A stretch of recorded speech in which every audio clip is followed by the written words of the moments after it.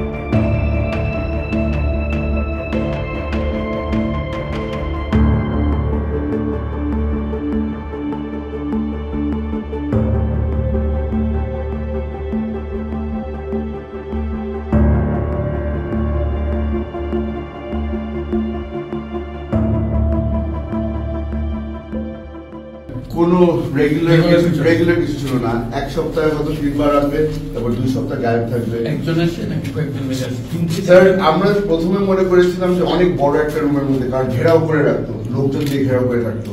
একবার মারতে মারতে ব্লাইন্ড ফোল্ডটা সরে গিয়েছিল, তখন দেখলাম যে রুমটা আসলে অনেক ছোট। আর সামনে অনেক ধরনের মেডিকেল ইকুইপমেন্ট রাখা আছে, ব্লাড টেস্ট করার জন্য, প্রেশার চেক করার জন্য। তারপরে ঘুরে দেখলাম যেখানে রোহরি যেটা বললো, রশি টসি সব কিছু রাখা আছে, just in case. Treatment to him and the treatment to me was a little different because some of the DGs are that kind of mental অনেক torture হয়েছে। এখানে একটা রিং এর মতো ছিল, এখানে রশি দিয়ে হাত বেঁধে পায়ের পিছনে একটা রড দেওয়া হতো, make you sit down and then put pressure on my shoulders, এখানে যেন লাগে।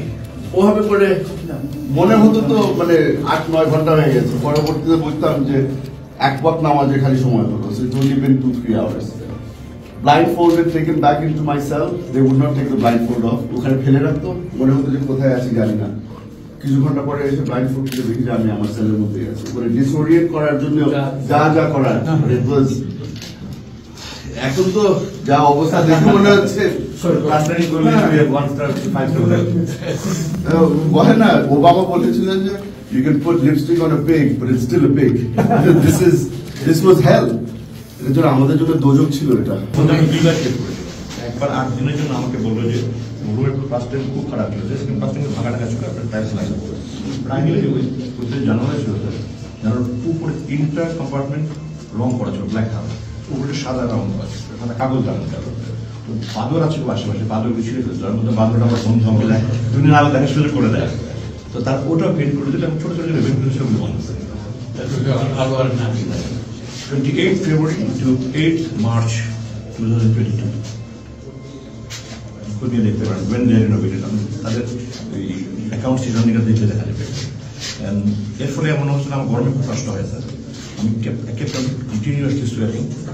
On 6th June I almost died.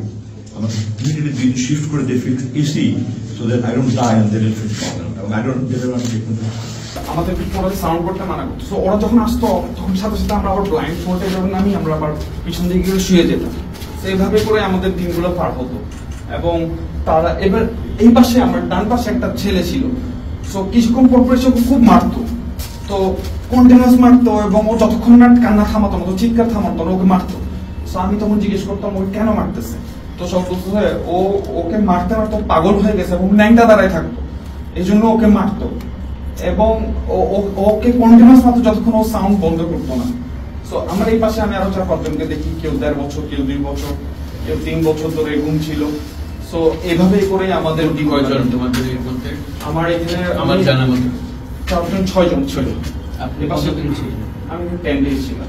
তোমাকে এনেছিল জাস্ট মোদির বিরুদ্ধে স্ট্যাটাস হয়েছে, বাকিদের কোনো পরিচয় জানতে পেরেছিলে?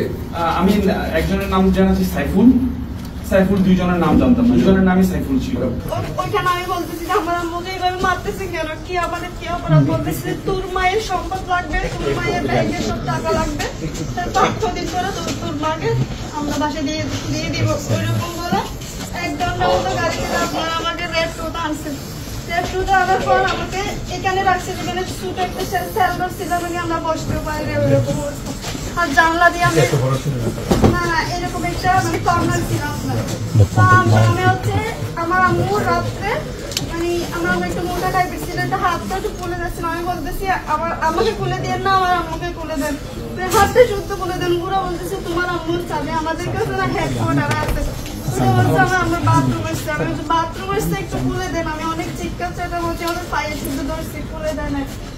তারপর আমার আম্মু একটু মনে করে এই পাশ দিয়ে দিয়ে ওই সাইডে গেছি। এটা হচ্ছে অনেকগুলো রেবের মেয়ে ছিল, হসপিটাল আছে না ওইরকম একটা সিট অনেকগুলো সিট ছিল। তো আমরা বাথরুম করে এসেছি, পুরো আমি র্যাবের কাপড় পরছিল এরকম কালো দিচ্ছি, আর এখানে র্যাবও লেখা আছে ওইরকম দিচ্ছি। আর গাড়ি দিচ্ছি, তখন আমি সব দেখে